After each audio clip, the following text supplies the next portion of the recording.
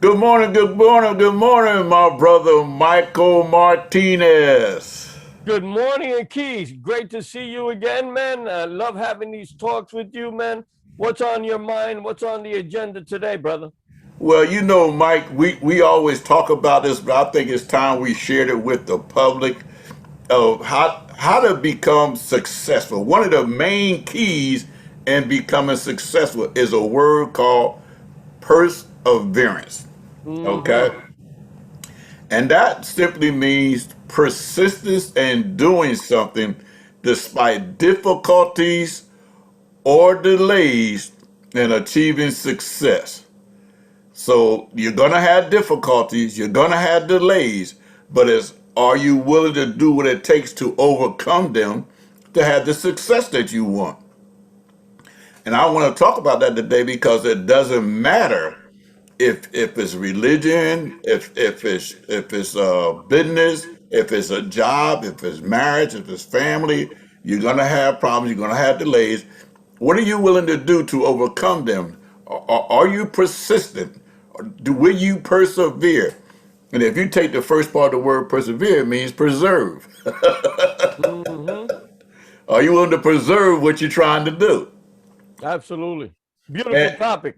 yes, and you know, I'm here today with, well, y'all gonna hear me say this off and on, Master Mike Martinez. He's my mentor in this particular media field. He the one that got me started in this, got me hooked on it to the point now I was getting to the point I can't even have sleep anymore, but trying to learn more how to do this. Now, and it's gotten to the point where Grasshopper has become the master, right? There used to be that Kung Fu series where they used to call the disciple Grasshopper, Right. and until he finally, and that's where you're at, man. And it's a beautiful thing for me to see your development, man, because you're really, really excelling, and now you're starting to teach me some stuff. So that's a great thing, man. And that's because of perseverance, right? Yes, sir. Yes, sir. And you helped me persevere because we might even talk about this too, being mentored because I could call you anytime and you're willing to take the time with me to help me through the process. Because Mm, when you're trying to do it on your own, believe me, very it's a difficult. very lonely world. Very difficult. Yeah, yeah. And you know what's good about mentorship is that it cuts down on that learning curve. You can have a really steep learning curve, but if you have the right mentor that can say, no, no, no, when you go through that obstacle, this is how you overcome. You get to points faster, right? You get to Right. learn things faster. So I mean, you as a pastor, you should know that, and you do know that because you've experienced it. You go out there and you counsel a couple, for instance, and because you're a married pastor, you know the obstacles that you go through, and you can help the younger couples overcome those things, right? So Right. it's a beautiful thing when you can affect people's lives like that. And and for you guys that's on this, that's watching this, as you can see, this is a very a good topic that we're about to jump into, and we're gonna conclude that we're gonna get more into it right after this.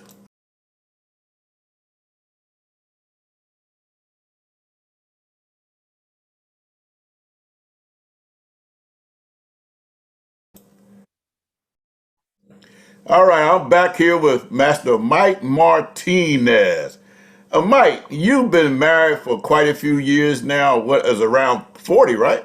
Yep, that's correct. Yep. Right around 40. So to help some of our newlyweds that's just got married and starting to have a few difficulties along the way, how about picking out one that you had to overcome? Because I know you was telling me once that it was got difficult in your life to the degree because you was in an apartment before you got your house. Right, right. And this is nothing new. I think a lot of people can relate to this. That a lot of the problems were related to financial problems, right? And that led to a lot of arguments, and that led to a lot of broken promises, and that led to, me feeling bad about being the man of the house and not being able to fully sustain everything. And so my wife and I are bickering around that. and it took a lot of personal growth.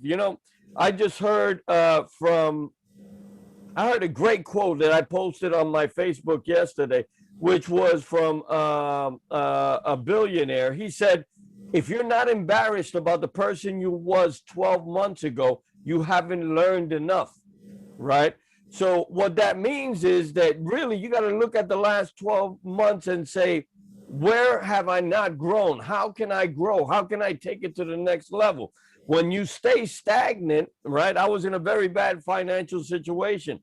And at that point, I was staying stagnant. It wasn't until I found the right mentors, until I found the right books, until I took the right lessons, until I took the courses, that I started to slowly elevate myself from that position, and that alleviated some of that stress, some of that pressure. Again, the number one reason most divorces happen is because of financial issues. And my wife and I, thank God, we loved each other so much that we were able to overcome those things. And because of God's blessings, we were able to find the right mentors, find the right information, and work towards building from there. And you saying that makes it even more interesting because some people, because they get divorced because of their sexual misconduct and these different things, and sometimes they don't even realize a lot of that takes place because you feel inadequate because of the financial difficulties. So now to make yourself feel like somebody, you'll Right. get caught up in that feel. So they need to understand you need to look for a better place than just trying to prove that you're a man because you feel bad about yourself by going outside the marriage to have sex, because all that's going to do is destroy your marriage. Eh, But the one thing I can say, I was not there when y'all went through this process, but I know you did what you had to do to persevere through the process. But I know Nelly did her part too. Absolutely, man. And I give Nelly a tremendous amount of credit, and just the support that she gave me, because she went through those tough times. And you know what? I think that's what, after 40 years, I could tell you that Nelly and I are more close, more joyous, more bonded together now. Like, there's some couples that um after 10 years they're fading away, they're Right. they're they're moving away. For me and Nelly, because of all the troubles that we face, all the obstacles that we overcame together, we are now closer than ever. And I'll tell you, I wake up in the morning, we are cuddling in bed, we go to sleep cuddling, we enjoy, as you can see, we go out a lot, and we enjoy traveling together, and we enjoy visiting new restaurants, and just having fun together. And it's because we talk about this, and it's because we faced so many situations, we persevered, as you're saying, and we were able to, through God's blessings, maintain that love, maintain that affection for each other, and have it grow. And I think that's critically important. And anybody who don't believe what you said, all they gotta do is go on Facebook. Nelly make it known. Yeah, Yeah, it's yeah. my man, my family. But I mean, but she must live on Facebook. But okay, now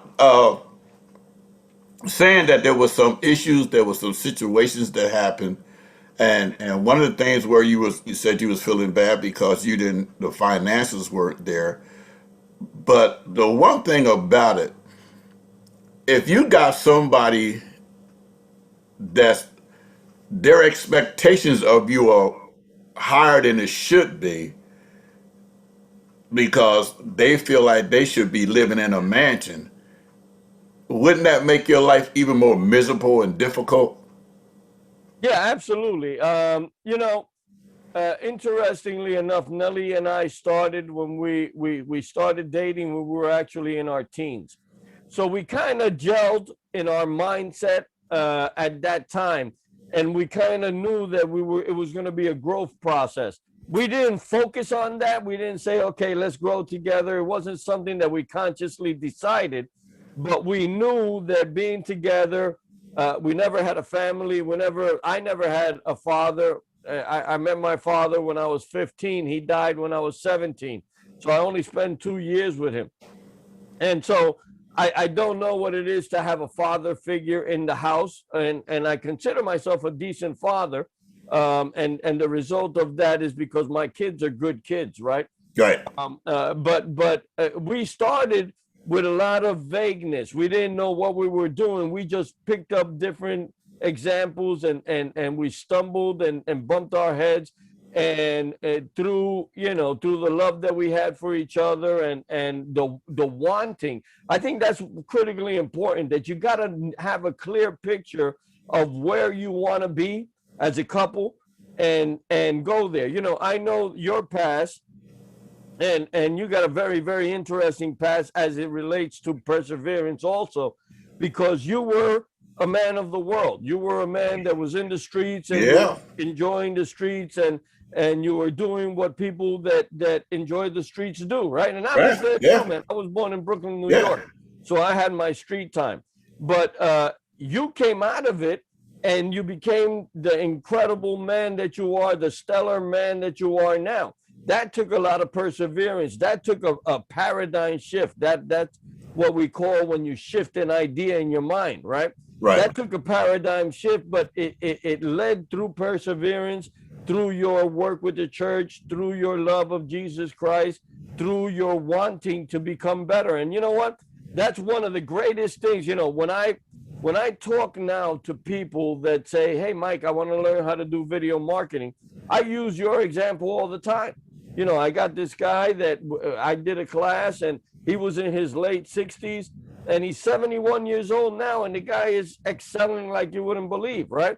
Because a lot of times people bump their head so much that they say, I'm not trying anything new. Let me just stick with what I got. But that goes back to that billionaire statement. If you're not embarrassed by the person that you were 12 months ago, then you didn't learn enough. You need to grow every year and say, wow, yeah, 12 months ago, I was nowhere near where I am now. I'm much better, much bigger, much more educated now. That's what makes a life. And I say this to you all the time. Man, I'm just now starting to realize all the stuff I don't know. Right, I hear you. Yeah, because I realized, man, I thought I was all right, but man, I just told you the other day, I'm going to die learning because like every time I learn something, there's more to learn. But it's a wonderful thing to keep learning because it keeps you fresh, keep you young, keep you moving. It gives you a reason to wake up in the morning. Yeah, but let me ask you a question before we go Sure. any further. At your age now, at your wisdom level now, and we're talking in relation to perseverance, what would you tell your 21-year-old self? If you could go back and say, hey, this is what you got to know about perseverance, what would you tell your 21-year-old self? There's a book called The Richest Man in Babylon. Right. I would put that besides the Bible, number one, okay? The Richest Man in Babylon, I would put that number 2 on the list to read that because that's all about perseverance. That's all about getting out of debt. There's so many jewels in that book that help you through the process. And I would say find yourself a mentor that's going where you want to go. See, my problem was I had mentor, but they was in the street mentors. And they was taking me where I wanted to go in the streets. But when that shifted, I had to find another different mentor. Gotcha. And one of the ones was Pastor James Howe. He used to come spend a night at my house. I was preaching in his church a lot of times for youth days and stuff. And he used to tell me stuff. He used to drop wisdom in my head. Like he kept it real. It wasn't this religious all of that. He said, "Man, look, let me give you an example really quick, then I'm gonna move. He said to me, he said, you know how people say you have to tell the truth all the time? He said, and you should. He said, but what happens if you're walking down the street and this woman runs past you in her night clothes, running down the street, and then a minute later this guy will run up there with a knife in his hand and ask you, did you see her and which way did she go? What are you gonna do? Mm. If you tell the truth, he's gonna go behind her and kill her. That's on you. Would you lie in that to save her life, or would you tell the truth? So there's a decision to make, and when you think about it, I don't want to see her die. So no, man, I ain't see. Right, right. But you don't have people telling you that, and because they say you always have to tell the truth. But sometimes, because God looks at the heart, what was the intent of you telling that lie? Was you lying just to be lying, or was you trying to save somebody's life? And there's scriptures in the Bible where people lied to save other people's lives. Rahab saved the Hebrew spies' lives by lying, saying she hadn't seen them. So I'm Mm. not promoting lying. I'm just saying that there's certain things that you have to learn how to go through life, to know there's different situations require different answers to them. Absolutely, absolutely, and that's a great example. And you know what? A lot of times, and you could use that example. You could also use the example of, you got a newborn baby, and the little baby looks like an alien or something, right? And you don't say, "Hey, this Yeah, kid yeah. is hideous. What's going on here? What did you do?" You got to keep that to yourself. You got to be tactful, right? Right, So right, right. there are times when the truth is required, and most of the times I believe, but there are times when maybe silence is golden. So Yeah, yes, yes. No truer words have ever been spoken.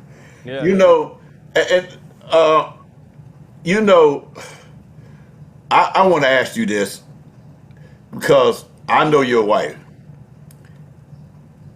You and this is a question to you now. I don't know the answer, but I believe I know the answer. You persevere through all those times because your wife looked good. Not necessarily, no. I mean, my wife is beautiful, and I still think she's beautiful. But it wasn't a matter of just a physical attraction, right? Right, We were together, and we grew together, and I've always loved the way she looked. That's not in question. What is in question is, or what instigated us maintaining our relationship, was the fact that we gone through all these things. We created a bond. I'm telling you, we created a bond for every success and for every failure, right? right. Because I've been in failure situations, many of them. And when I was younger, I made a lot of mistakes. And when I was younger, like you, I was in the wrong crowd, and doing the wrong things. And still, she was persevering with me. I think, I was reading an interesting story in Psychology Today, and it said that the men that do not cheat on their women are men that feel so much gratitude towards the woman because she treats them so good that they couldn't imagine betraying that goodness that they're feeling, right? Right. Now, if a man feels like, oh, she doesn't appreciate me. Oh, she doesn't, like you said, I'm not doing the right thing. So maybe I got to prove I'm a man by, having Right. relations with this other woman. When situation like that, but when the woman is overwhelmingly good, and I think it's the other way around too, right? I would hope that my wife would appreciate that I love her so much and I take care of her so much that, I'm not the best looking guy in the world. I'm sure good looking guys, she's a beautiful woman. I'm sure good looking guys come on to her, and she would put a break to that because, you know what? I cannot give up my husband because he's such a good man. He takes care of me and I love him, and we've been through all this, right? All those situations are what solidify a relationship, right? And I found that to be very, very interesting. What's your input on that? Uh, I I agree with you. I think it's like a bank. if you putting stuff in, and when you do something that's not correct, you just made a withdrawal, but you still got stuff there to keep them in your corner. Right. But when you do so much wrong, or so many things that just draw everything out till you become bankrupt, that's when the problem starts. When you start forgetting birthdays, anniversaries, you're never home, you always, all this stuff is steady drawn out there. But as long as you're putting into the bank account, there'll always be a reason for them to gravitate and hold on to you. And sometimes it's just a simple thing. It's like, girl, you look good today. You know what I mean? You always look Right. good, but you look really good today. And and Yeah. you can tell when they put that little smile on their face. They might not even say that. Yeah, because sometimes we get married, we stop saying those things. We stop telling them the thing, and when they're out in the street looking good, somebody else is telling them. And you know what you want to hear stuff, and you'll go towards where you want to hear it at. So we have to persevere in what you, like you said, you do. You still taking your wife out to lunch. You still doing these different. You still making these memories. Is one of the things you like to say. I'm still Right. making these memories so that when we sit back, we can just reflect on them, and we could draw on that when something happens bad or go wrong. We could draw. Well, babe, we've been through worse than this. We can Yep. make it. Don't worry about it. And you know, I'll never forget the first time I really met Nelly. She just took me all out when we was gonna do videos that day. Mike, you want me to go get the screen for you? You want me to get this? And I'm like, look at her. She just working, working. I don't know a whole lot of why I was gonna do that. Cause my wife, good as she is, there's certain things she'll do, certain things she won't do. But she don't mind go out there shoveling snow and stuff. I ain't all that crazy about I'll do it. But I so hear you. and like you, and you know what? Let me say this to you. That's why in the Bible say you have to be evenly yoked. Mm. Because if you're not evenly yoked, if you're an ox with a donkey, that ox will kill that donkey. Right. Right. And if you're pulling in one direction and they pulling in another direction, you're never gonna get where you want to go. Yeah. Yeah.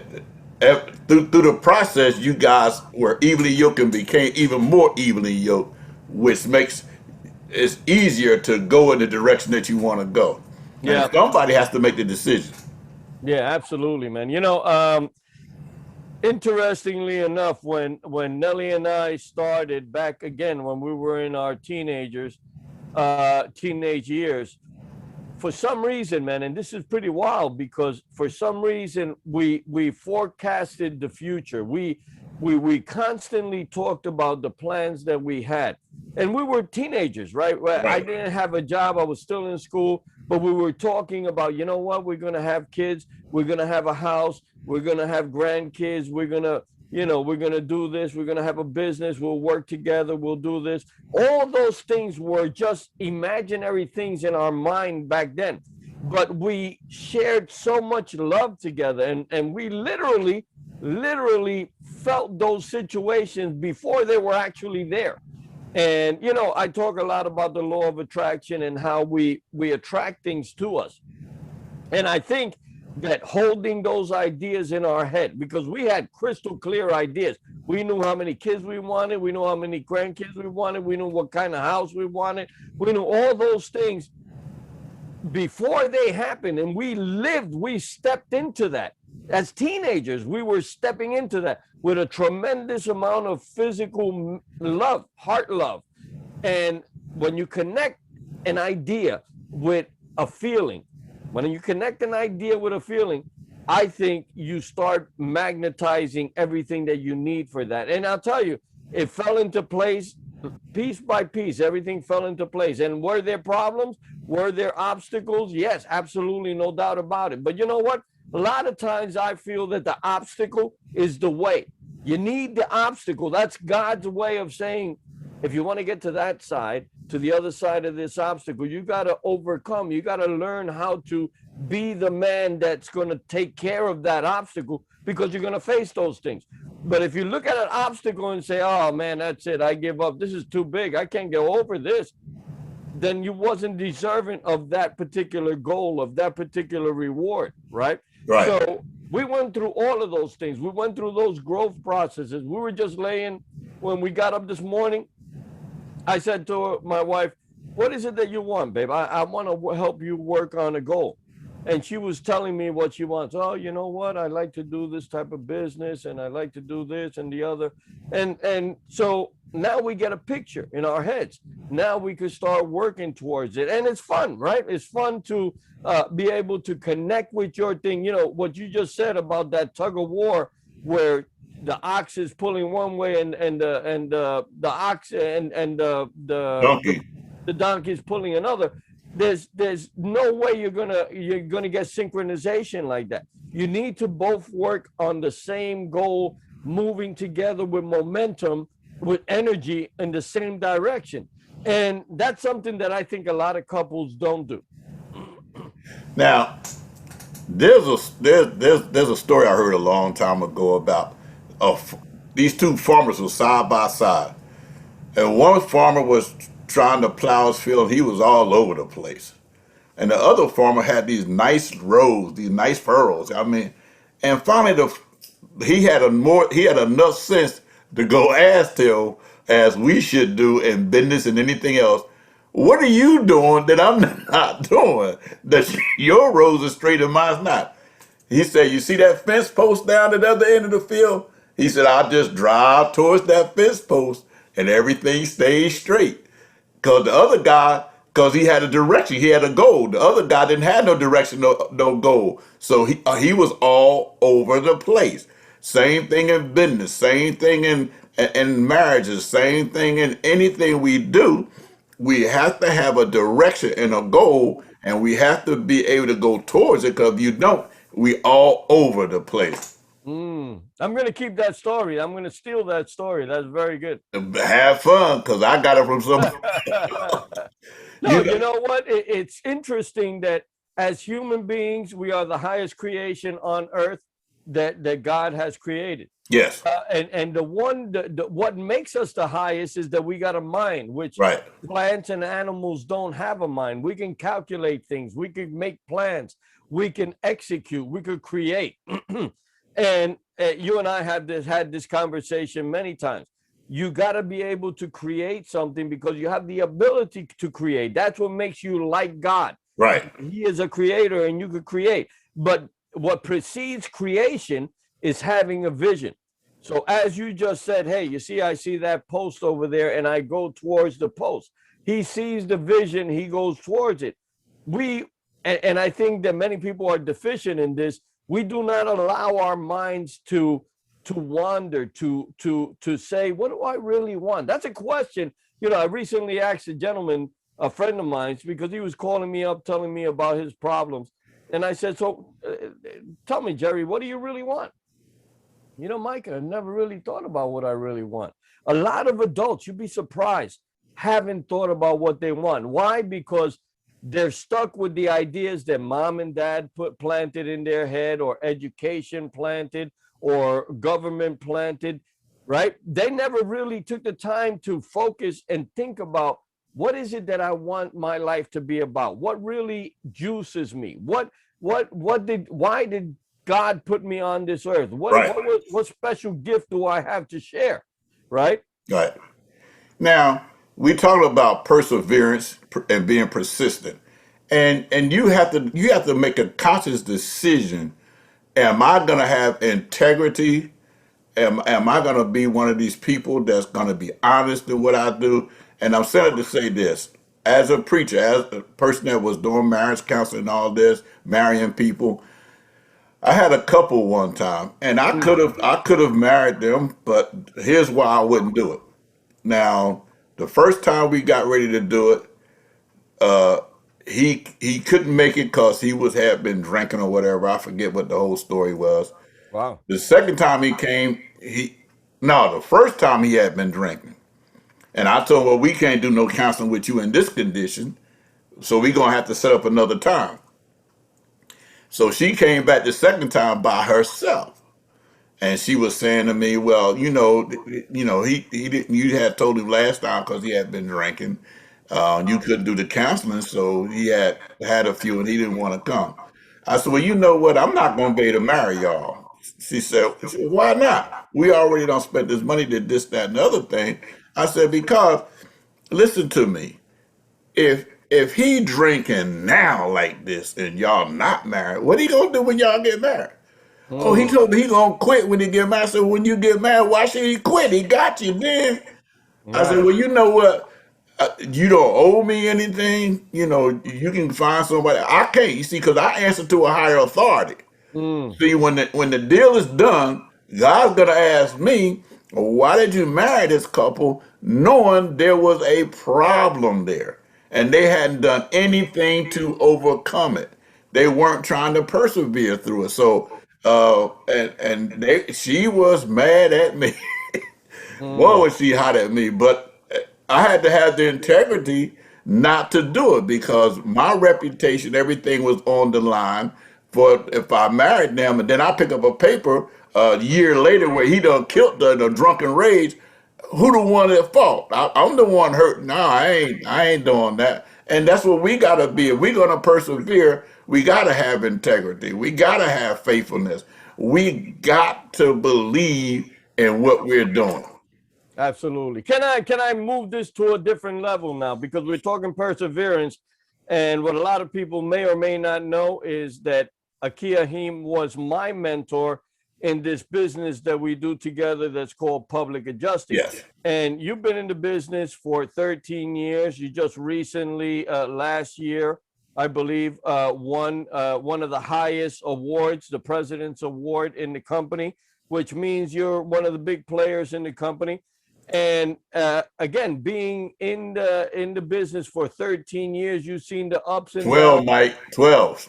12, okay, Yeah. 12 years. Going on 13. You've seen the ups and downs, but in 12 years, you've seen the ups and downs Oh in yeah, no doubt. economies, No right? doubt. So what allowed you to get that energy? Because it takes energy, it takes mental fortitude to persevere, right? Right. Most people are weak and they say, "I don't want to be here no more," and they walk, and they come up with justifiable reasons, and maybe some of them will sound justifiable, right? You, I'm sure, had justifiable reasons. What made you persevere through those years? The ability to help people. Hmm. Especially, I did a video not too long ago. Have you ever felt helpless and hopeless? Yes, I remember. Okay. Now, people that have went to their insurance company cause the tree fell on their roof, and an insurance company tells them it's an act of God. So now they feel helpless and hopeless because I got insurance, but it's not doing me any good. I got all this work got to be done. I can't do anything about it. And then here I come, and I say, hey, this is not a hopeless or helpless situation. I can't promise you anything, but according to your insurance policy and the law, they should pay you. We're gonna work on this and see if we can get this deal for you. And once the check comes, they have a jubilee experience of what it's like to feel like it's not all bad. For like my pastor loves to say, there's a God somewhere, because you know I didn't have there was no hope for me. I was done. Then you came along, and that joy that I feel when I do that for people, you can't replace it. It's the same thing when I get a gospel to somebody and they receive it. You can't replace that joy.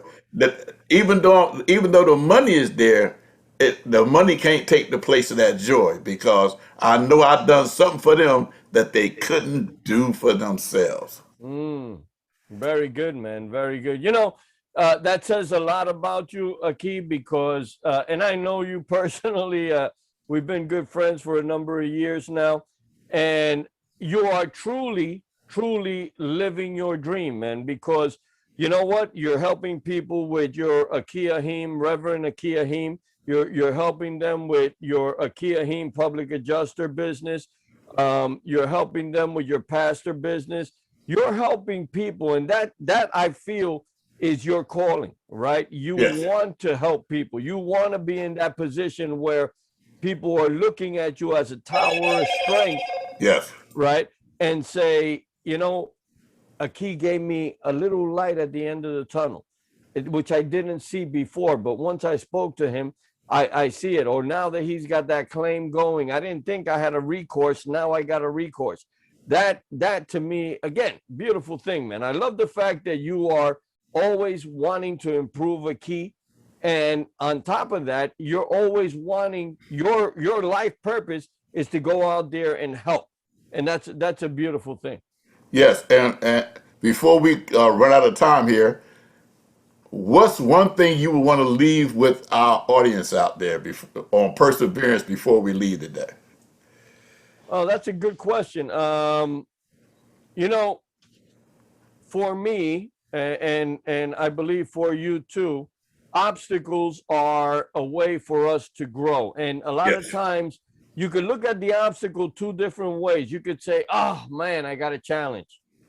Or you could say, oh man, I got a challenge.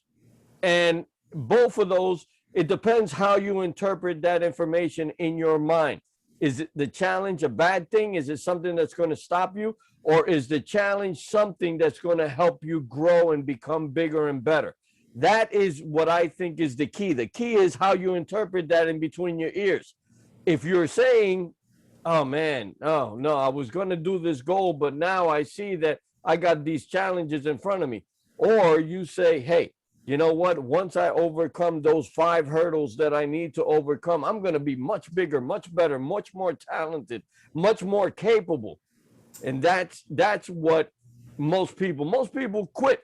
The 80% of the people quit when they see the challenge. You have to be part of the 20% that overcomes, that decides, I'm going to overcome this challenge. Maybe right now I don't know how to, but I got to find Aki so I could speak to him and pick up some knowledge, or I could find somebody that did what I need to do in order to mentor under them so that I could follow, and overcome.